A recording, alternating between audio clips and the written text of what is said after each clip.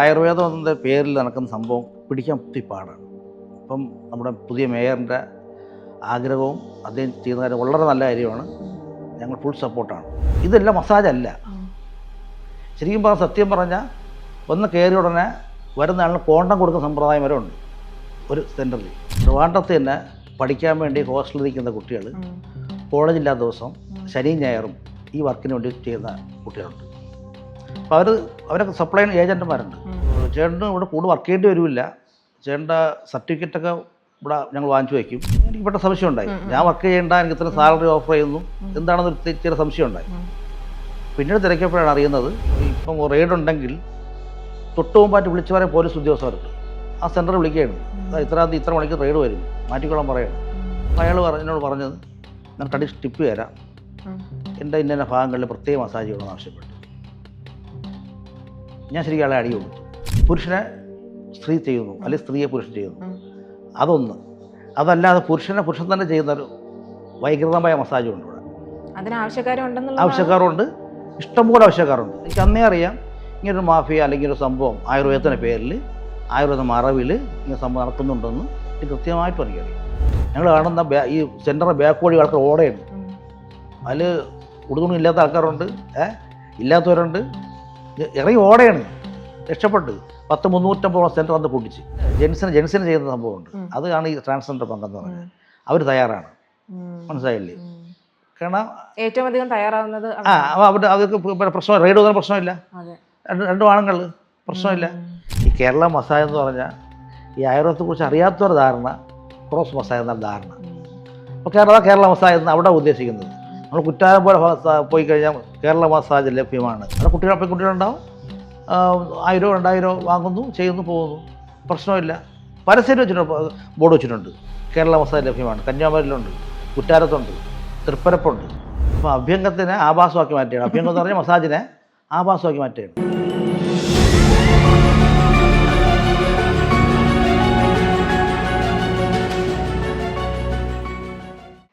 കേരളത്തിലെ സ്പാ സെന്ററുകളുടെ മറവിൽ അനധികൃതമായ ലൈംഗിക സേവനങ്ങൾ നടക്കുന്നുവെന്ന് ആരോപണം.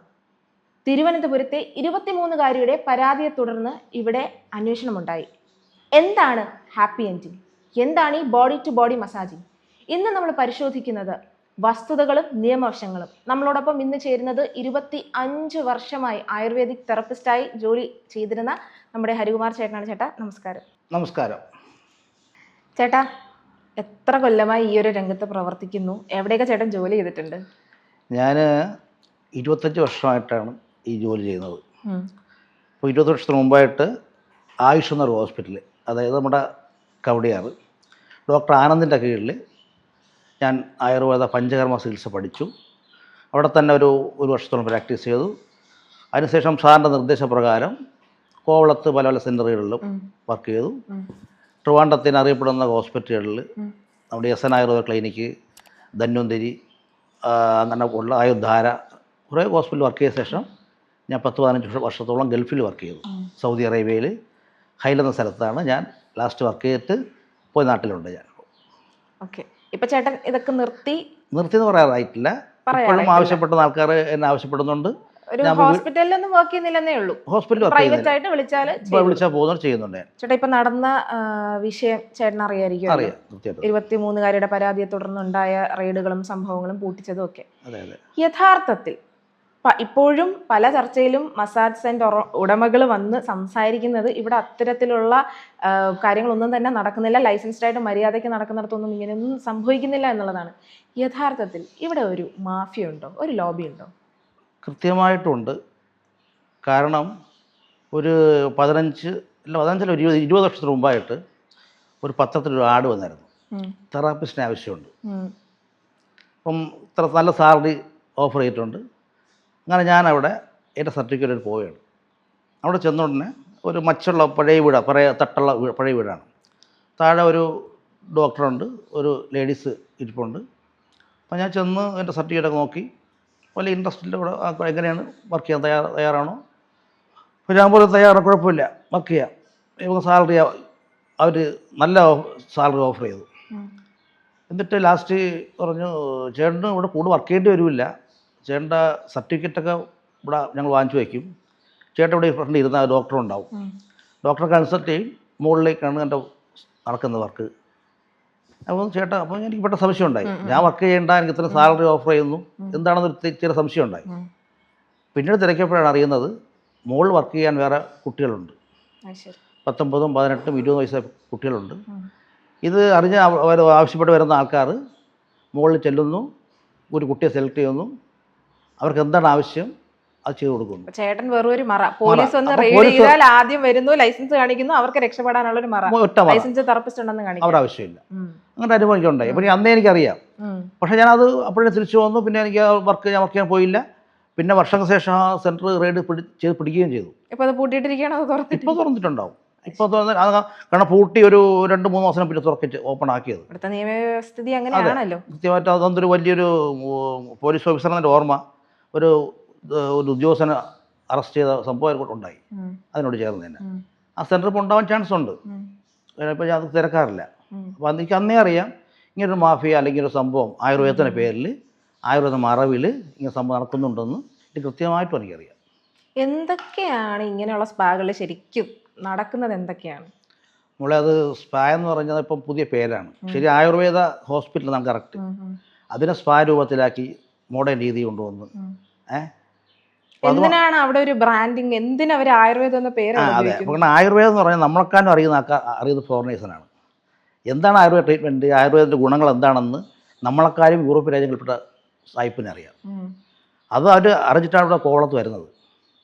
അങ്ങനെ യഥാർത്ഥ ചികിത്സ കിട്ടുന്ന സെൻറ്ററിൽ കണ്ടുപിടിച്ച് നടത്തിപ്പോകുന്ന ആൾക്കാരുണ്ട്. അവരിലും ഇതുപോലെ അത്യാവശ്യം മോശമായ രീതി ആവശ്യപ്പെടുന്ന ആൾക്കാരും ഉണ്ടാവും. അവരിലും ഉണ്ടാവും. അതായത് എങ്ങനെയാണ് യഥാർത്ഥത്തിൽ ഇപ്പോൾ ഒരു ലൈസൻസ്ഡ് ആയിട്ടുള്ള ഒരിടത്ത് പക്ക ഒരു ആയുർവേദിക് ക്ലിനിക് ആണെന്ന് വെച്ചോ, പക്ഷേ ഒരിക്കലും ആ ഒരു ചെറിയ ക്യൂബിക്കിളിനകത്ത് CCTV ക്യാമറ കാണത്തില്ല. അപ്പൊ അതിനകത്ത് എന്ത് നടക്കുന്നു എന്നുള്ളത് ഈവൻ ഒരു ലൈസൻസ്ഡ് ആയിട്ട് ഇവിടുത്തെ എല്ലാ നിയമങ്ങളും അനുസരിച്ച് പ്രവർത്തിക്കുന്ന ഒരു സെന്റർ ആണെങ്കിൽ കൂടിയും അതിനകത്ത് എന്താണ് നടക്കുന്നതെന്ന് ശരിക്കും ആർക്കെങ്കിലും പറയാൻ പറ്റുമോ? ആർക്കും അറിയില്ല, പറയാൻ പറ്റില്ല. അത് പറ്റില്ലെന്ന് പറഞ്ഞാൽ ഇത് നമ്മുടെ ഒരു ആയുർവേദ ഇതിൻ്റെ പ്രത്യേകത, ഒരു ആൾ വന്നു കഴിഞ്ഞാൽ രോഗം നിർണ്ണയിച്ച് നിർദ്ദേശം മാത്രമേ ഉള്ളൂ ഡോക്ടർക്ക് ചുമതല. ചെയ്യുന്ന തെറാപ്പിസ്റ്റാണ്. അപ്പോൾ തെറാപ്പിസ്റ്റിൻ്റെ മനോരീതി അനുസരിച്ചിരിക്കും ആ വർക്ക് നടക്കുന്നത്. അവൻ മോശപ്പെട്ട ആളാണെങ്കിൽ മോശമായ വർക്ക് അവിടെ നടക്കും, നല്ലവനാണെങ്കിൽ നല്ലത് നടക്കൂ. പക്ഷേ 90% ആൾക്കാരും ആയുർവേദം നല്ലത് ആഗ്രഹിച്ച് വരുന്ന ആൾക്കാരാണ്. അവരോടും അങ്ങോട്ട് ആവശ്യപ്പെട്ട് ഇന്ന സംഭവം ഇവിടെ ഉണ്ട് എന്ന് ആവശ്യപ്പെട്ട് ചെയ്യിപ്പിക്കുന്ന സ്ഥലങ്ങളും ഉണ്ട്. ഇപ്പോൾ ക്രോസ് മസാജിങ്ങിനെ പറ്റി ഇപ്പോൾ എല്ലായിടും ചർച്ചാ വിഷയമായിട്ടുള്ള ഒരു കാര്യമാണ്. പക്ഷെ ഇതല്ലാതെ മറ്റെന്തെങ്കിലും ലൈംഗികപരമായ വൈകൃതങ്ങൾ നടക്കുന്നുണ്ടോ? അതായത് ഇവർ വന്ന് മസാജ്, ഇപ്പോൾ ഒരു മെയിൽ തെറപ്പിസ്റ്റിനോടാണെങ്കിലും ഒരു പുരുഷൻ വന്ന് ആവശ്യപ്പെടുന്ന ലൈംഗികപരമായിട്ടുള്ള ആവശ്യങ്ങൾ ഉണ്ടോ? അത് നടത്തി കൊടുക്കാറുണ്ടോ? എന്തെങ്കിലും ചേട്ടൻ അറിയാവോ? ചേട്ടനോട് ആവശ്യപ്പെട്ടതോ അറിഞ്ഞതോ? എനിക്കൊരു അനുഭവം ഉണ്ട്. അതായത് ഞാൻ ഈ കോവളത്ത് ഈ ആയുർധാര എന്ന ഹോസ്പിറ്റലിൽ വർക്ക് ചെയ്യുമ്പോൾ ഒരു നോർത്ത് ഇന്ത്യൻസ് ഒരു ആൾ മസാജിന് വന്നിരുന്നു. അപ്പോൾ ഞാൻ ഇപ്പോൾ നമ്മൾ സാധാരണ മസാജിന് വരുമ്പോൾ ആദ്യം ഒരു പേഷ്യൻ്റ് അകത്ത് വന്ന് പറഞ്ഞാൽ ടവല്, സോപ്പ് ഒക്കെ ആവശ്യം, ഒരു ലങ്കോട്ടി കൊടുക്കും. അവരത് ധരിച്ചുകൊണ്ട് വരും. നമ്മൾ എണ്ണ തുണി എന്ന് പറയും, പാത്തിയിൽ കിടത്തി മസാജ് ചെയ്യും. അപ്പോൾ നമ്മൾ എണ്ണ ചൂടാക്കി തേക്കും. അപ്പോൾ ഇയാൾ വന്ന് കിടന്ന് എന്നോട് ഒരു മോശമായ നോട്ടവും എന്നോട് എൻ്റെ ഇപ്പോഴല്ല 10-20 വർഷം സംഭവമാണ്. അപ്പം ഞാൻ മസാജ് ആദ്യം ഹെഡ് ചെയ്യും, ഇരുത്തി ഹെഡ് മസാജ് ചെയ്യും, പിന്നെ കിടത്തി ബാക്ക് ഫ്രണ്ട് കാല് അങ്ങനെ ചെയ്തുകൊണ്ടിരിക്കണം.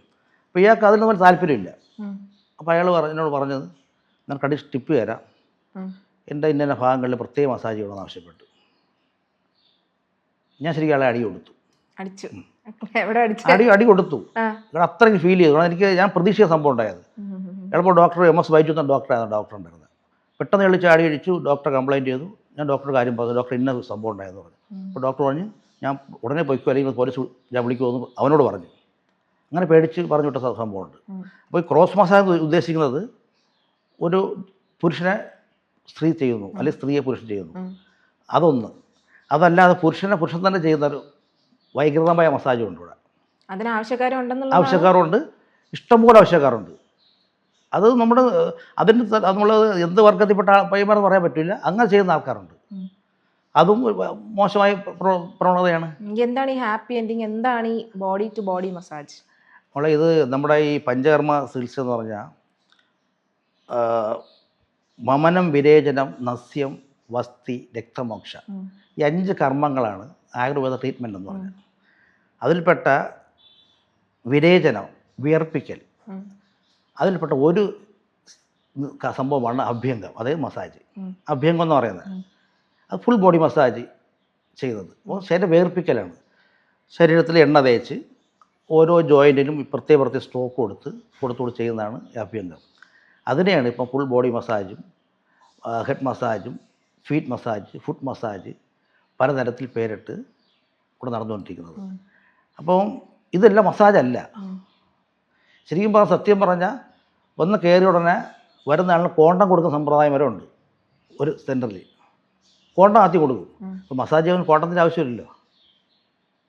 ഇത് പറഞ്ഞപ്പോഴാണ്, അതായത് ഇപ്പോൾ മസാജിൽ അനധികൃതമായ ലൈംഗിക സേവനങ്ങളൊക്കെ അതൊന്നും അല്ലാതെ സ്പാ സെന്റർ എന്ന പേര് വെച്ച് തിരുവനന്തപുരത്ത് ഒരുപാട് സ്ഥലങ്ങളിൽ പക്ക പ്രോസ്റ്റിറ്റ്യൂഷൻ നടക്കുന്നതായിട്ട് അറിഞ്ഞിട്ടുണ്ട്.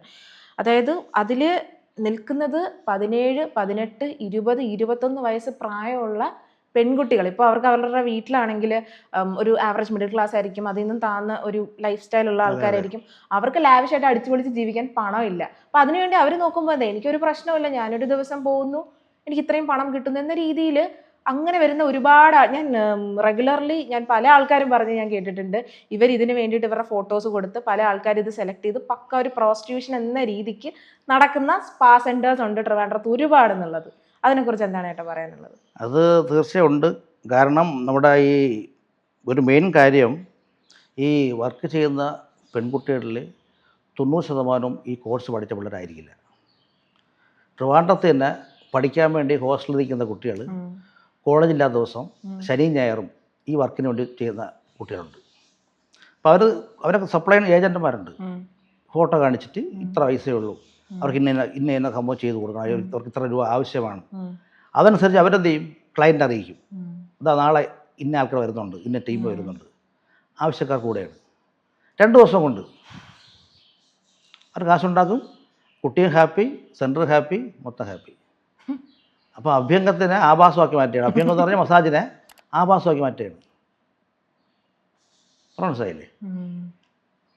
ചേട്ടനിപ്പം ഇത്രയും വർഷം ഈ ഒരു ഫീൽഡിൽ വർക്ക് ചെയ്തതല്ലേ, ആരെങ്കിലും പേഴ്സണലി അറിയാവോ വളരെ നന്നായിട്ട് ഈ ഒരു ജോലി ആ ഒരു ചെയ്യേണ്ട രീതിക്ക് ചെയ്തുകൊണ്ട് നിന്നിട്ട്, ഇതറിയാലോ ഇതൊരു ലോബിങ് പോലെയാണ്, ഇതിൽ പെട്ട് കഴിഞ്ഞാൽ ഇങ്ങനെ നിൽക്കാൻ പറ്റുള്ളൂ എന്നൊരു രീതി വന്ന് അതിലോട്ടൊക്കെ മാറുന്ന ഒരുപാട് ആൾക്കാരുണ്ട്. അങ്ങനെ ആരെങ്കിലുമൊക്കെ കണ്ടറിയാവോ? കുറച്ചുപേരൊക്കെ എനിക്കറിയാം. ചെറിയ മാറ്റം, അതായത് പക്ക ആയുർവേദ ട്രീറ്റ്മെൻറ്റ് ചെയ്തുകൊണ്ട് പയ്യന്മാർ തന്നെ ചെറിയ തരത്തിലുള്ള ഈ പൈസയ്ക്ക് വേണ്ടി ചെറിയ ചെറിയ സംഭവം ചെയ്യുന്ന ആൾക്കാരുണ്ട്. എന്നോട് പറഞ്ഞിട്ടുണ്ട്, ചേട്ടാ ഇങ്ങനെ സംഭവം ഞാനിങ്ങനെയൊക്കെ ചെയ്തിട്ട് ഞാൻ അവർ 200 അല്ലെ 1000 ടിപ്പ് തരാറുണ്ട്. അത് അവർ തിരുത്തേണ്ട ആവശ്യം, അവരത് ആയിപ്പോകുന്നതാണ്. ഞാൻ പറയും മോശമാണ് ഈ ആയുർവേദം, അത് ചേട്ടാ അവസ്ഥ ഇതായിപ്പോയി എന്ന് പറയുന്ന ആൺകുട്ടികളുണ്ട്. പിന്നെ പെൺകുട്ടികളും ഞാൻ നേരത്തെ വർക്കിന് വിളിച്ചുകൊണ്ടുവന്ന പെൺകുട്ടികളൊക്കെ ഇപ്പോൾ പലരും വരാറില്ല. കാരണം അവർക്കൊക്കെ ഇപ്പോൾ നല്ല ഓഫറാണ്. കാരണം ഇപ്പം പണ്ടത്തെ പോലെ അല്ല, ഇപ്പോൾ മൊബൈലുണ്ടല്ലോ കയ്യിൽ, ഒരു കോൾ മതി പറയുന്ന സ്ഥലത്ത് എത്താം, അല്ലെങ്കിൽ അവരിങ്ങോട്ട് എത്താം, വളരെ ഈസിയാണല്ലോ. അവർ പലരും ഇപ്പം പുറത്ത് അല്ലെങ്കിൽ വീട്ടുകളിൽ വർക്ക് ചെയ്യുന്ന കുട്ടികളുണ്ടായിരുന്നു, ഇപ്പം അവരൊക്കെ ഇപ്പം നിർത്തി. ഗുണ്ടകളാണ് ഇത്തരം ലോബിങ്ങിന് പിന്നിൽ, ഗുണ്ടകൾ ചേർന്ന് നടത്തുന്നതാണ് ഇത്തരം സ്പാകളെന്നൊക്കെ കേട്ടിട്ടുണ്ട്, അതൊക്കെ ഉള്ളതാണ്? ഗുണ്ടകൾ മാത്രമല്ല മോളെ, അത് നമ്മുടെ ഇപ്പം റെയ്ഡ് ഉണ്ടെങ്കിൽ തൊട്ട് മുമ്പായിട്ട് വിളിച്ചു പറയാൻ പോലീസ് ഉദ്യോഗസ്ഥരുണ്ട്. ആ സെൻറ്റർ വിളിക്കുകയാണ്, ഇത്ര മണിക്ക് റെയ്ഡ് വരും, മാറ്റിക്കൊള്ളാൻ പറയാണ്. അവിടെ ഗുണ്ട സെറ്റപ്പും ഉണ്ട്. നമുക്കൊരു പ്രശ്നം ഉണ്ടാക്കാൻ പറ്റില്ലോ, നാട്ടുകാർ പെട്ടെന്ന് നിന്ന് കഴിഞ്ഞാൽ അവർ ടക്കന ഗുണ്ടകൾ വരും, അടിക്കും അങ്ങനെ. പക്ഷേ അത് പരസ്യമായിട്ട് ചെയ്യില്ലെന്നറിയാം, പരസ്യം ചെയ്താൽ സെൻറ്റർ പൂട്ടേണ്ടി വരും. എല്ലാം രഹസ്യമാണ്. ഇപ്പോൾ പേടികൾ ഉണ്ട് നമുക്ക്. ഇപ്പോൾ തെറാപ്പിസ്റ്റ്, ഇപ്പോൾ ഞാൻ ഒന്നും വർക്ക് ചെയ്യാതൊരു പ്രശ്നമില്ല. ഇപ്പോൾ ഞാനൊരു സെൻറ്റർ വർക്ക് ചെയ്യുന്ന ആളാണ്, എനിക്ക് ഈ ഇൻ്റർവ്യൂ കൊടുക്കാൻ പറ്റില്ല. മനസ്സിലായില്ലേ? എനിക്ക് അടി ഷുവറാണ്. അവിടെ എന്താണ് നടക്കുന്നത് നിങ്ങൾ പുറത്തു പറഞ്ഞാൽ പിന്നെ നിങ്ങൾക്ക് ഒരിടത്തും ജോലി ഞാൻ വർക്ക് ചെയ്യാതെ ധൈര്യമായിട്ട് പറയുന്നത്, എൻ്റെ അനുഭവങ്ങളാണ് പറയുന്നത്. ഇഷ്ടംപോലെ അറിവായിട്ട് എനിക്ക് പറഞ്ഞിട്ടുള്ള അറിവുണ്ട് ഈ സെൻറ്ററിനെ പറ്റി. പ്രത്യേകം ട്രിവാൻഡ്രത്ത് പണ്ട് കൊച്ചിയൊക്കെ കേട്ടിട്ടുള്ളത്. പോലീസുകാർ അറിഞ്ഞുകൊണ്ട് തന്നെ റെയ്ഡ് നടത്താത്തതല്ലേ? ഇത് പോലീസുകാരെന്ന് പറഞ്ഞാൽ എല്ലാ പോലീസുകാരും പറയാൻ പറ്റില്ല. വിരലുണ്ടാവുന്ന കുറച്ച് പോലീസുകാർ, അത് മൊത്തം പോലീസുകാർ. പക്ഷെ അത്രമാത്രം ഇവിടെ നിയമം ശക്തമായിരുന്നെങ്കിൽ ഇത്രയും വർഷക്കാലം ഇവിടെ ഇങ്ങനെ ഒരു ലോബിങ് എല്ലാവർക്കും അറിയുന്ന പരസ്യമായ രഹസ്യമാണ്. അത് എന്തുകൊണ്ട് അതിനെതിരെ ഇത്രയും നാൾ കർശനമായിട്ട് ഒരു രീതിയിലെ നിയമം? ഇത് പ്രത്യേക, അതായത് ആയുർവേദം എന്ന പേരിൽ നടക്കുന്ന സംഭവം പിടിക്കാൻ ഒത്തിരി പാടാണ്. ഇപ്പം നമ്മുടെ പുതിയ മേയറിൻ്റെ ആഗ്രഹവും അദ്ദേഹം ചെയ്യുന്ന കാര്യം വളരെ നല്ല കാര്യമാണ്. ഞങ്ങൾ ഫുൾ സപ്പോർട്ടാണ്. പക്ഷേ അതിൻ്റെ പരിധിയുണ്ട്. കാരണം മേയർക്ക് ഇറങ്ങി പിടിക്കാൻ പറ്റില്ലല്ലോ. മേയർക്കാണെങ്കിൽ പോലീസുകാരെ റിപ്പോർട്ട് ചെയ്യുക, അല്ലെങ്കിൽ പോലീസുകാരെ അതിൽപ്പെട്ട ഒരാൾ വിചാരിച്ചാൽ മതി ഇത് പൊളിക്കാൻ. ഒരാൾ വിചാരിച്ചാൽ മതി.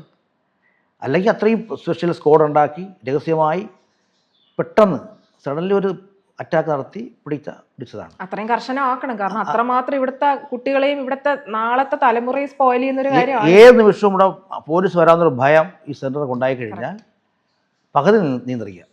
അവർക്ക് ഏത് നിമിഷം ഉണ്ടാവണം. അതിനുവേണ്ടി നിരന്തരം റെയ്ഡ് നടക്കണം, പ്രത്യേകം കോവളം ഏരിയയിൽ.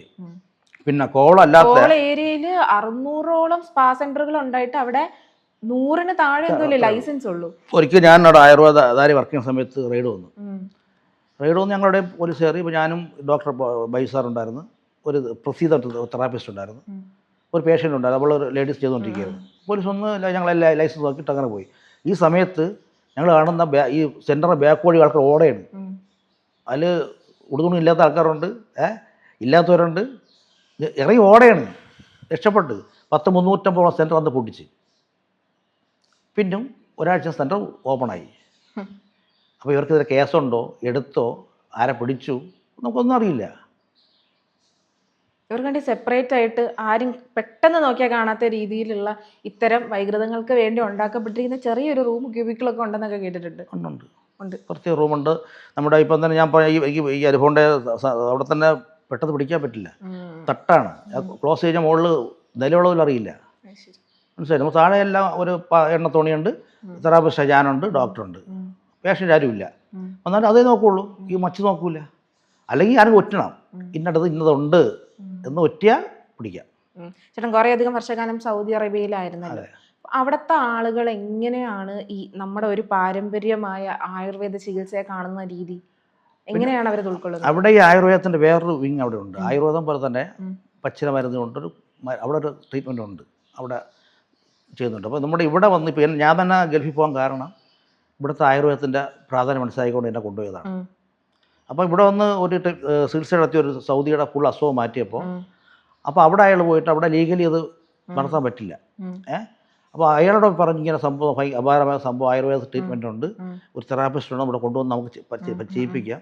അപ്പം ലീഗൽ ചെയ്യാൻ പറ്റില്ല. അപ്പോൾ നമുക്ക് സുഹൃത്തുക്കൾ നമ്പർ കൊടുത്തിട്ട് വിളിപ്പിച്ച് ചെയ്യിപ്പിക്കും. അങ്ങനെ ഞാൻ ഇവിടെ നിന്ന് പോകുമ്പോൾ 8-10 ലിറ്റർ എണ്ണ തൈലം കൊണ്ടുപോയിട്ട് സൗദിയിൽ തന്നെ വിളിച്ചിട്ട് അവർക്ക് നടുവേദന, മുട്ടുവേദന, അതുപോലെ നമുക്ക് ഉണ്ടാകുന്ന സാധാരണ അസുഖങ്ങൾ നമ്മൾ ചെയ്യും.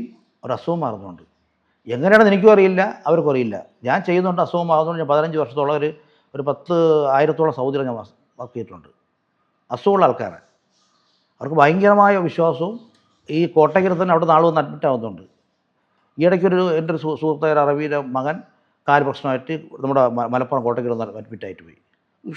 അതുപോലെ എന്നോട് ചോദിക്കാറുണ്ട്, ഈ ആര്യ വൈദ്യശാല എവിടെയാണ്, കോട്ടയ്ക്കൽ ആര്യ വൈദ്യശാല ചോദിക്കാറുണ്ട്. ഞാൻ അഡ്രസ് കൊടുത്തിട്ടുണ്ട്, നമ്പർ കൊടുത്തിട്ടുണ്ട്. അവിടെയുള്ളവർ ഇത് ചെയ്തു കഴിഞ്ഞാൽ പണം നൽകാൻ പാടില്ല, മുസ്ലിംസിന് അങ്ങനെ ഒരു നിയമം ഉണ്ടല്ലോ. അങ്ങനെ ഇതല്ല, ഇവിടെയാണ്. ഇവിടെ കൊണ്ട് നമ്മൾ ആയുർവേദത്തിൽ ഫണ്ട് പൈസ വാങ്ങാറില്ല, മരുന്നിനെ പൈസ വാങ്ങാറുള്ളൂ. ഒരു ഡോക്ടർ ഒന്ന് കൺസൾട്ട് ഇപ്പോഴും ഉണ്ട്. അങ്ങനെ ഡോക്ടറെ കൺസൾട്ട് ചെയ്താൽ ഡോക്ടർ ഫീസ്, കൺസൾട്ട് ഫീസ് ഇല്ല. നമ്മൾ വാങ്ങുന്ന മരുന്നിനെ കാശുള്ളൂ. അപ്പോൾ നമ്മൾ കാശ് ചോദിച്ച് വാങ്ങാൻ, എൻ്റെ ഒരു മാനസികാവസ്ഥ എന്ന് പറഞ്ഞാൽ ഞാൻ ഇന്ന് വരെ ഒരാളോട് കാശ് ചോദിച്ച് വാങ്ങിച്ചിട്ടില്ല, ഇന്ന് വരെ. കാരണം ഞാൻ വീട്ടിൽ പോയിട്ട് ഒരുപാട് ഇപ്പോൾ സെൻറ്ററിൽ വരുന്ന ആൾക്കാർ തീരെ പാവങ്ങൾ, എനിക്കറിയാം ഒരു ദിവസം മസാജിന് 2000-3000 മുടക്കാരുണ്ടാവില്ല. അപ്പോൾ ഞാൻ പറയും അത് ശരിക്കും സെൻറ്റർ പാരോഹിക്കുന്നതാണ്, എന്നാലും അവരവസ്ഥയോടും ചെയ്യുന്നതാണ്. ഞാൻ ഒന്ന് വീട്ടിൽ ചെയ്തു തരാം, ഒന്ന് തൈലം വാങ്ങിച്ച് തന്നാൽ എന്ന് പറഞ്ഞ് ഞാൻ ചെയ്തു കൊടുത്തിട്ടുണ്ട്.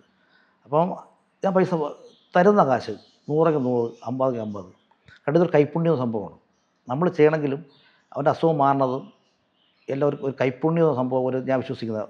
ഞാനെല്ലാം ആയുർവേദ ശരിക്കും തെറാപ്പിസ്റ്റിൽ വിശ്വസിക്കുന്ന സംഭവമാണ്. എല്ലാവരും ചെയ്താൽ മാറില്ല. എന്നെക്കാൾ എക്സ്പെർട്ടായ ആൾക്കാർ ചെയ്താൽ മാറാത്ത അസുഖം എൻ്റെ കയ്യിൽ മാറിയിട്ടുണ്ട്. അതെങ്ങനെയാണെന്ന് എനിക്ക് പ്രൂവ് ചെയ്യാനോ അല്ലെങ്കിൽ തെളിവ് കൊടുക്കാനോ എനിക്കറിയില്ല. അപ്പം അങ്ങനെ ഇപ്പോൾ കാശ് ഇപ്പോഴതല്ല, സെൻറ്ററിൽ എഴുതിയിട്ടുണ്ട് ഇന്ന ബോഡി മസാജ് എത്ര രൂപ, ഫുഡ് മസാജ് എത്ര രൂപ. അതവർ സെൻറ്ററാണ്, അല്ല അവരത്രയും ഇൻവെസ്റ്റ് ചെയ്ത്. അത് മാത്രമല്ല, പണ്ട് ഈ നമ്മുടെ ആയുർവേദ ചികിത്സ കഴിഞ്ഞാൽ ഇപ്പോൾ പിഴിച്ചിൽ, ഉഴിച്ചിൽ എല്ലാം നടത്തി കഴിഞ്ഞാൽ സാധാ കട്ടിൽ, തടിക്കട്ടിൽ, അത് കാഞ്ഞിരത്തിൻ്റെ മരമാണ്. കട്ടിലിൽ കമ്പിളി മൂടി കിടത്തി 1 മണിക്കൂറോളം. അപ്പോൾ നമ്മൾ ചെയ്ത് നമ്മൾ ഉള്ളിൽ പോയി എണ്ണ വേർപാൽ തിരിച്ച് റിട്ടേൺ വരും. അപ്പോഴാണ് അത് പൂർണ്ണമാണത്. ഇപ്പം അതല്ല, നേരെ AC മൂറി കിടത്തുകയാണ്. കാരണം ഈ കിടക്കാൻ ഈ വരുന്ന പേഷ്യൻറ്റൊക്കെ തയ്യാറാവുന്നില്ല. അപ്പോൾ ഈ ആയുർവേദം എന്ന പേരിൽ യഥാർത്ഥത്തിൽ നിങ്ങൾ പണ്ട് മുതലേ ചെയ്തു വന്നിരുന്ന കാര്യങ്ങളൊക്കെ മാറ്റി ഇപ്പോഴത്തെ രീതിയിലേക്ക് കൊണ്ടുവന്നെന്നല്ലേ പറയുന്നത്. അങ്ങനെ എന്തെല്ലാം കാര്യങ്ങൾ യഥാർത്ഥത്തിൽ മാറ്റിയിട്ടുണ്ട്? യഥാർത്ഥത്തിൽ ആയുർവേദം ബേസ് ചെയ്ത് എന്തെങ്കിലും ചെയ്യുന്നുണ്ടോ? ഏറ്റവും മെയിൻ എണ്ണത്തോണിയ സംഭവം. എണ്ണത്തോണി എന്ന മെയിൻ ഘടകമാണ്. എണ്ണ പാത്തി എന്ന് പറയും. അത് ഇപ്പം എല്ലാ സെൻറ്ററുകളിലും തേക്കിൽ ചെയ്ത് പോളിഷൊക്കെ ചെയ്ത് ഒരാളത് കണ്ടാൽ ഇഷ്ടപ്പെടണം. ഇതുപോലെ നല്ല മിനുസമായിട്ടിരിക്കും. ശരി, അതല്ല എണ്ണത്തോണി. അത് പോളിഷ് ചെയ്യാൻ പാടില്ല, ഒരു തടിയായിരിക്കണം, അത് തന്നെ മെയിൻ മാറ്റമാണ്. ഇപ്പോൾ ആൾക്കാരെ ആകർഷിക്കാൻ വേണ്ടി മൊത്തം പോളിഷ് ചെയ്ത് നല്ല മിനുമിനായിരിക്കും. അപ്പം ഒന്നാമന് അത് ഇഷ്ടപ്പെടണം. ഫുൾ AC, ലൈറ്റ് അറേഞ്ച്മെൻറ്റ്, മറ്റ് സീൻ, മറ്റ് ഇൻറ്റീരിയർ ഡെക്കറേഷൻ ഇതെല്ലാം ചെയ്തിട്ട് ഒരാൾ വരുള്ളൂ. ഇവിടെ പണ്ട് എല്ലാം മാറിയത് ഇവർ മാറി. അതൊരു മാറ്റമാണ്. പിന്നെ അത് കഴിഞ്ഞിട്ട് ഈ പറഞ്ഞില്ലേ, ഈ മസാജിൻ്റെ കാര്യം പറഞ്ഞില്ലേ, നമ്മൾ പറയും അഭ്യംഗം എന്ന് പറഞ്ഞാൽ ഈ മസാജിനെ പല പാർട്ടാക്കി കാല് മാത്രം ചെയ്ത് പാദം മാത്രം, അങ്ങനെ ഒരു കാര്യം ഇല്ല, പാദം മാത്രം ചെയ്യാൻ അവനൊരു കുഴപ്പമില്ല. പാദം മാത്രം 1 മണിക്കൂർ ചെയ്തുകൊണ്ടിരിക്കുമ്പോൾ 2000 രൂപ 3000 രൂപ ചാർജ് ചെയ്യും. അല്ലെങ്കിൽ മുട്ടിന് താഴെ, അല്ലെങ്കിൽ ഹെഡ് മാത്രം. അപ്പോൾ ഇങ്ങനെ ഈ ആയുർവേദ ചികിത്സ യഥാർത്ഥത്തിൽ പണ്ട് ചെയ്യുമ്പോൾ ഇവർക്ക് കിട്ടിക്കൊണ്ടിരുന്ന ആ ഒരു ഗുണമൊന്നും ഇപ്പം ചെയ്യുമ്പോൾ കിട്ടുന്നില്ല എന്ന് പറയാൻ പറ്റും. ഇപ്പം അങ്ങനെ ചെയ്ത സെൻ്ററുണ്ട്, കിട്ടുന്ന ആൾക്കാരും ഉണ്ട്, ഇഷ്ടം പോലെ ഉണ്ട്. നമ്മളെ ശാന്തഗിരി പോലത്തെ അതിനെ വെസ്റ്റേണൈസ് ചെയ്യുമ്പോൾ വരുന്ന പ്രശ്നങ്ങൾ എന്തൊക്കെയാണ്? അൺഹെൽത്തി ആയിട്ട് എന്തെങ്കിലുമൊക്കെ ബുദ്ധിമുട്ടുകൾ വരാൻ സാധ്യതയുണ്ട്. ബുദ്ധിമുട്ടുണ്ടാവും. പിന്നെ നമുക്കൊരു ഉദാഹരണം, നമ്മുടെ ഒരു ഡോക്ടർ ഒന്ന് കൺസൾട്ട് ചെയ്ത് അവർക്ക് BP നോർമലാണോ അല്ലെങ്കിൽ ഒരു ഷുഗർ പേഷ്യൻ്റ് ആണോ എല്ലാം നോക്കി അവർക്ക് നമ്മളോട് പറയും അത് കൂടുതൽ പ്രശ്നം കൊടുക്കരുത്, ഇങ്ങനെ ചെയ്യാവൂ, അല്ലെങ്കിൽ ഇന്ന പാർട്ട് അവർ ബൈപ്പാസ് ചെയ്ത വ്യക്തിയായിരിക്കും, അവിടെ ചെയ്യരുത് എന്നൊക്കെ പറഞ്ഞാൽ ചെയ്യിപ്പിക്കുന്നത്. ഇതൊന്നും നോക്കൂലല്ലോ. അവന് ഇതൊന്നും വിഷയമല്ല. പൈസ മതി, വരുന്നവന് വേറെ ആവശ്യമല്ലേ. അവിടെ മറ്റ് നോക്കേണ്ടതൊന്നും ആവശ്യമില്ല. ഇപ്പോൾ ഒരു സ്പാ സെന്ററിൽ യഥാർത്ഥത്തിൽ പാലിക്കേണ്ടതായിട്ടുള്ള കുറേയധികം നിയമങ്ങൾ കാണുമല്ലോ, അത് എന്തൊക്കെയാണ് നിയമങ്ങൾ? ശരിക്കും പറഞ്ഞാൽ നമ്മുടെ ഒരു മെയിൻ ഡോക്ടർ വേണം, ഒരു ലൈസൻസ് തെറാപ്പിസ്റ്റ് വേണം, പിന്നെ അവിടെ അഡ്മിറ്റ് ഉണ്ടെങ്കിൽ ഇത്ര ബെഡ് വേണം. അത് ഓരോ കാറ്റഗറി പെടും. സാധാരണ തരത്തിൽ അവിടെ ഉപയോഗിക്കുന്ന തൈലത്തിൻ്റെ ക്വാളിറ്റി, ഇപ്പം മുറുവെണ്ണയൊക്കെ നമ്മൾ ഓരോ ബ്രാൻഡിനും ഓരോ ഗുണമാണ്. ഇപ്പം ഒരു ബ്രാൻഡായിരിക്കില്ല മറ്റേ, അപ്പോൾ അത് ഒരു പേര് മുറുവെണ്ണ എന്നാണ്, അതുപോലെ ധന്വന്തരം, അതിന് ഓരോ എണ്ണയ്ക്കും. അപ്പോൾ അത് ആ ബ്രാൻഡഡ് സാധനമാണോ, അത് ഗുണമായ നിലപാട് സാധനമാണോ എന്ന് ആദ്യം ചെക്ക് ചെയ്യണ ഒരു പ്രൊഫഷൻ ഉണ്ടാകണം. ഇപ്പം ഈ ഡോക്ടർ ഏത് തരത്തിലുള്ള ഡോക്ടറാണെന്ന് അതിനെക്കുറിച്ചൊരു അന്വേഷണം വേണം കൃത്യമായിട്ട്. എന്ന് പറയുമ്പോൾ ആ ഡോക്ടർ പൈസ കൊണ്ടിരിക്കുന്ന ആളാണോ, ഏതായ ഡോക്ടറാണോ, ഇത് ഡിഗ്രി ഉണ്ടാവും, അപ്പോൾ അയാളെ മനോഭാവം അറിയാൻ പറ്റില്ലല്ലോ. അപ്പോൾ അത്തരത്തിലൊരു സമീപനം ഉണ്ടായിക്കഴിഞ്ഞാൽ കുറച്ചൊക്കെ ആയുർവേദം കുറച്ച് പണ്ടത്തെ രീതിയിലാക്കാൻ പറ്റുമെന്നാണ് വിശ്വാസം. ഈ സോഷ്യൽ മീഡിയ ഈ കാലഘട്ടത്തിൽ ഇതിന് വളരെ വലിയൊരു പങ്ക് വഹിക്കുന്നില്ലേ? അതായത് പല പോസ്റ്റുകളും തെറപ്പിസ്റ്റ് എന്ന നിലയിൽ അല്ലെങ്കിൽ ഇവിടെ ഇത്തരം സേവനങ്ങൾ കിട്ടുമെന്ന് പറഞ്ഞ് പല പെൺകുട്ടികളുടെ ID, ഫോൺ നമ്പർ ഇതൊക്കെ കാണിച്ച് ഇതിന് താല്പര്യമുള്ള ആഗ്രഹമുള്ള ആൾക്കാർ ആ നമ്പറിലേക്ക് മെസ്സേജ് അയക്കുകയും അല്ലെങ്കിൽ ആ ഒരു പർട്ടിക്കുലർ ഒരു വലിയൊരു കമ്പനിയുടെ പേരൊക്കെ കാണിച്ച് അതിൻ്റെ സോഷ്യൽ മീഡിയയിൽ പേജസ് ഓപ്പൺ ചെയ്ത് അവരുമായി സംസാരിച്ച് ധാരണയിലെത്തി ആ വ്യക്തികളുമായിട്ട് ഫോട്ടോ കണ്ടിട്ടായിരിക്കാം, നമ്പർ ത്രൂ ആയിരിക്കാം, ലൈംഗികമായ ചേഷ്ടകളിലേക്കൊക്കെ പിന്നീട് പോകുന്ന രീതിയിൽ ഒരു സോഷ്യൽ മീഡിയയ്ക്ക് ഒരു വലിയ പങ്ക് ഈ ഒരു രംഗത്തുണ്ടെന്ന് തോന്നിയിട്ടില്ല? ഫേസ്ബുക്ക് ആയാലും മറ്റ് അവരുടെ പോസ്റ്റുകളും കാര്യങ്ങളൊക്കെ വെച്ചിട്ട് അവർ ചെയ്യുന്നത്. തീർച്ചയായിട്ടും സോഷ്യൽ മീഡിയ അത്രയും വളർച്ചയെത്തിയതിൻ്റെ പേരിൽ ഒരുപാട് സഹായം ഇത്തരം ചെയ്യുന്നുണ്ട്. കാരണം പ്രത്യേക സൈറ്റ് തന്നെ ഉണ്ട്, പ്രത്യേക ഫേസ്ബുക്കിലും മറ്റേ പ്രത്യേക നമ്പർ വരുന്നതും ഇപ്പം കുട്ടികളോട് നേരിട്ട് വീഡിയോ കോൾ ചെയ്യാം, ഇത് പറഞ്ഞ സൈറ്റുകളിൽ കയറി ചെയ്തിട്ട് ക്രമേണ സംസാരിക്കുക, പരിചയപ്പെടുക, പിന്നെ ഇക്കാര്യം പറയുക, ഇന്ന ചാൻസുകളുണ്ടെന്ന് പറഞ്ഞിട്ട് അവരെ ആ വഴിയിലേക്ക് കൊണ്ടുപോയിട്ട് ഒരുപാട് കുട്ടികൾ ചതിക്കുഴി വിടുന്നുണ്ട്. പിന്നെ ചില ആൾക്കാർ ഈ ചതിക്കുഴി എന്ന് അറിഞ്ഞു വിടുന്നവരുണ്ട്, അറിയാത്ത വിടുന്നവരുണ്ട്. ഈ അറിഞ്ഞു വിടുന്ന ഈ കാശിന് വേണ്ടി പോകുന്ന ആൾക്കാരുണ്ട്, അവരൊക്കെ നമുക്ക് പിടിച്ചു നിർത്താൻ പറ്റില്ല. അറിയാതെ വിടുന്ന ഇഷ്ടംപോലെ കുട്ടികളുണ്ട്. അവർക്ക് പെട്ടെന്ന് നമുക്ക് ഇന്ന പ്രശ്നമാണ്, ഇത് നല്ല ജോലിയാണ്, അല്ലെങ്കിൽ നമുക്ക് ഇതൊക്കെ പറഞ്ഞ് കൊണ്ടുപോയി ചതിക്കുഴി വിടുന്ന ആൾക്കാരുണ്ട്. ഇവിടെ തന്നെ ഉണ്ട്. അത് സോഷ്യൽ മീഡിയ വളരെ പങ്കുണ്ട്. ഇത് എല്ലാ കാര്യത്തിനും സോഷ്യൽ മീഡിയ ഇതിൻ്റെ എല്ലാത്തിനും ഒരു പിന്നിലൊരു വളർച്ചയെ കാരണം സോഷ്യൽ മീഡിയ ഉണ്ട്. അതുപോലെ ഇവിടെ ഇപ്പം ഈ ഒരു സെക്ഷൽ ആക്ട് ഇൻഡയറക്റ്റ് ആയിട്ട് സ്പാ എന്ന പേരിൽ ചെയ്യുന്ന കുറേയധികം സ്ത്രീകൾ ഉണ്ടാവുമല്ലോ. അപ്പോൾ അവർക്കൊക്കെ ഇത് ചെയ്ത് ചില ആൾക്കാർക്ക് കൂടുതൽ ഡിമാൻഡ് ഉള്ളൊരു രീതിയിലേക്ക് വരാറുണ്ടല്ലോ. അപ്പോൾ അങ്ങനെ ഡിമാൻഡ് ഉള്ള ആൾക്കാരെ ഇവർ പറഞ്ഞ് ഇവരുടെ മറ്റ് ബ്രാഞ്ചസിലേക്കും അല്ലെങ്കിൽ മറ്റ് സ്ഥലങ്ങളിലേക്കും ഒക്കെ മാറ്റുന്ന രീതിയിലുള്ള ഒരു സംഭവങ്ങളൊക്കെ നടക്കാറുണ്ടോ? അതായത് നമ്മുടെ സെൻറ്ററുകളിൽ വർക്ക് ചെയ്യുന്ന കുട്ടികളുണ്ടാവുമല്ലോ.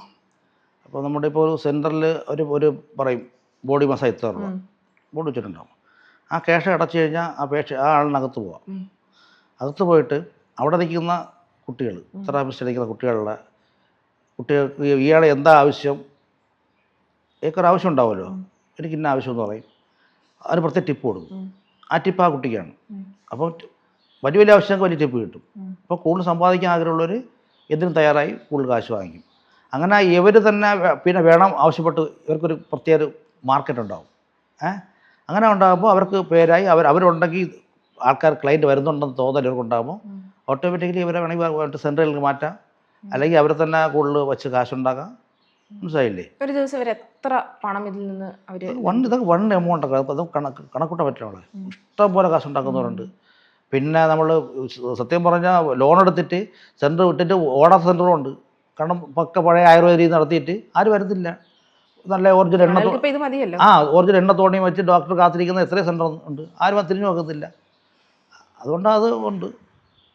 ചേട്ടാ, എനിക്ക് പേഴ്സണലി അറിയുന്ന 1-2 ഇൻസിഡൻസ് ഉണ്ട്. ഇവിടെ നിന്ന് തന്നെ പുറത്തേക്ക് ജോലി എന്ന പേരിൽ കയറ്റി അയച്ച് ഒരുപാട് പ്രതീക്ഷകളോടുകൂടി ഇന്ത്യയിൽ നിന്ന് രാജ്യം വിട്ട് മറ്റ് രാജ്യത്തേക്ക് പോകുന്ന ഒരുപാട് പെൺകുട്ടികളെ അവിടെ പെടുത്തി മറ്റു പല കാര്യങ്ങൾക്കും ദുരുപയോഗം ചെയ്യുന്ന, അതിൽ ഇപ്പം ഹെൽത്തും വെൽനസ് സ്പാ ഇതെല്ലാം ഇൻക്ലൂഡ് ചെയ്യും.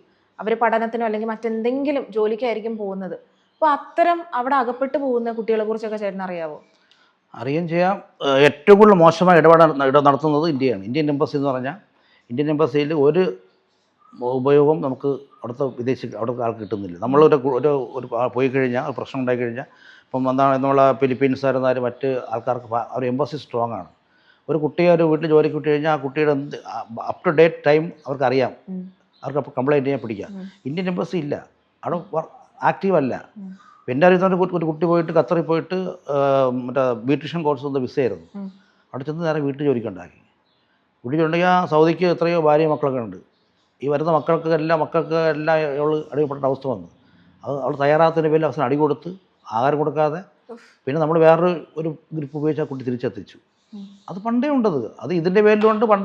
പണ്ടേ ഉള്ള സംഭവമാണ്. രക്ഷപ്പെട്ട കുട്ടികൾ ഇഷ്ടം പോലെ ഞാൻ സൗദിയിലുള്ള സമയത്ത് വീട്ടു ജോലി കൊണ്ടുപോയിട്ട് ആഹാരം കൊടുക്കാതെ അടി കൊടുത്തു. പക്ഷേ നല്ല ജീവിക്കുന്ന കുട്ടികളുണ്ട്. നല്ല വീട്ടുകാരുണ്ട് സൗദിയിലൊക്കെ. നല്ല രീതിയിൽ സ്വന്തം വീട്ടുകാരെ പോലെ നോക്കി ജോലി ശമ്പളവും കൃത്യമായി കൊടുക്കുന്ന ആൾക്കാരുണ്ട്. ഇതുപോലെ പെട്ട് കിടക്കുന്ന ആൾക്കാർ ഇഷ്ടം പോലെ ഉണ്ട്. നമുക്കാണ് വളരെ ജോലിക്ക് ഇപ്പം വീട്ടു ജോലിയാണെങ്കിൽ അതിനുവേണ്ടി പോകുന്നതാണെങ്കിൽ കുഴപ്പമില്ല.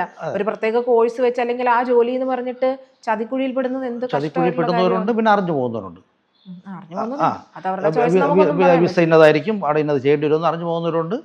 ഒന്നും അറിയാതെ ജീവിക്കാണ്ട് പോയിട്ട് എളുപ്പത്തിൽ പണം ഉണ്ടാക്കാൻ പറ്റുന്ന വളരെ ഈസി ആയിട്ടുള്ള ഒരു മാർഗ്ഗമാണ്. വളരെ ഈസിയാണ്. വേറെ ഒരു ജോലിയും ചെയ്യണ്ട, ഒന്നും ചെയ്യണ്ട, ജസ്റ്റ് ഇങ്ങനെ പോവുക, പൈസ കിട്ടുക. വളരെ ഓക്കെ. ചേട്ടാ, നല്ല രീതിയിൽ ജീവിക്കുന്ന ഒരുപാട് ട്രാൻസ്ജെൻഡേഴ്സ് ഉണ്ട് നമ്മുടെ കമ്മ്യൂണിറ്റിയിൽ. അതല്ലാതെ ട്രാൻസ്ജെൻഡേഴ്സും അവരുടെ ഒരു ചെറിയ വിഭാഗം ഇതിലേക്ക് ഉൾപ്പെടുന്നുണ്ടോ എന്നുള്ളത് കേട്ടിട്ടുണ്ട്. അതിൻ്റെ കാരണം നമ്മുടെ ഈ ക്രോസ് മസാജ് നേരത്തെ പറഞ്ഞില്ലേ, അത് ജെൻസിനെ ലേഡീസ് ചെയ്യുന്നത്. ഈ ജെൻസിന് ചെയ്യുന്ന സംഭവമുണ്ട്. അതാണ് ഈ ട്രാൻസ്ജെൻഡർ പങ്കെന്ന് പറഞ്ഞത്. അവർ തയ്യാറാണ്. മനസ്സിലായില്ലേ? കാരണം ഏറ്റവും അധികം തയ്യാറാവുന്നത് അവർക്ക് പ്രശ്നം റൈഡ് പോകുന്ന പ്രശ്നമില്ല. രണ്ടും ആണുങ്ങൾ പ്രശ്നമില്ല. പക്ഷെ അവിടെ നടക്കുന്ന മസാജ് അല്ല, അവർക്കതൊരു ജീവിതമാർഗമുണ്ട്. അവർക്ക് ഡെയിലി 2000 ശമ്പളം കിട്ടുകയല്ലേ. അത് അവർക്ക് ആവശ്യക്കാർ കൂടുതലുണ്ട്. അപ്പോൾ നിയമവശാലും ലീഗലി പ്രശ്നമല്ല. അത് ക്രോസ് മസാജ് കൂട്ടാൻ പറ്റുമോ? ചേട്ടാ, ഇപ്പോൾ പെരുമ്പാവൂർ ഈയിടെ നടന്ന കേസിൻ്റെ കാര്യങ്ങളൊക്കെ അറിയാം, അതിലേക്കൊന്നും കിടക്കുന്നില്ല ഇപ്പോൾ. പക്ഷേ അവിടെ ഒരുപാട് HIV പേഷ്യൻസ് കൂടി വരുന്നൊരു കാലഘട്ടമാണ്. എത്രത്തോളം അതിന് സ്പാ സെൻറ്റേഴ്സ് ഒരു കാരണമാകുന്നെന്ന് തോന്നിയിട്ടുണ്ട്. ആ സ്പാ സെൻറ്റർ മാത്രമല്ല, അവിടെ പൊതുവേ പെരുമ്പാവൂരൊക്കെ എന്ന് പറഞ്ഞാൽ ഇപ്പോൾ നമ്മൾ നിയമത്തിൻ്റെ പ്രശ്നങ്ങളാണ്. ഇവിടെ ഇപ്പോൾ പണ്ടെന്ന് പറഞ്ഞാൽ ഒരു ഇത്തരത്തിലുള്ള തരത്തിലൊരു ലോഡ്ജിൽ പോകാൻ ഒരാൾക്ക് പേടിയായിരുന്നു, റെയ്ഡായിരുന്നു, പിടിക്കും. ഇപ്പോൾ അതല്ല, റെയ്ഡ് ചെയ്യാൻ പാടില്ല. സ്വന്തം ഇഷ്ടത്താൽ ഒരു പെൺകുട്ടിയും ഒരു പുരുഷനും എന്ത് ചെയ്യുന്ന അവസ്ഥയായില്ലേ. അപ്പോൾ ആ അവസ്ഥ ഇവിടെ ഉണ്ട്. അവിടെ പരസ്യമായിട്ട് ലോഡ്ജിൽ കൊണ്ടുപോകുന്നു, വരുന്നു. അവിടെ HIV പടത്തില്ലേ അതിശയുള്ളൂ. അത് നിയമവ്യവസ്ഥയാണ് നമ്മുടെ. കാരണം ഇവിടെ നിയമത്തെ പേടിയില്ല. നിയമം അങ്ങ് ഓരോ ദിവസവും അയോന്നിരിക്കുകയാണ്.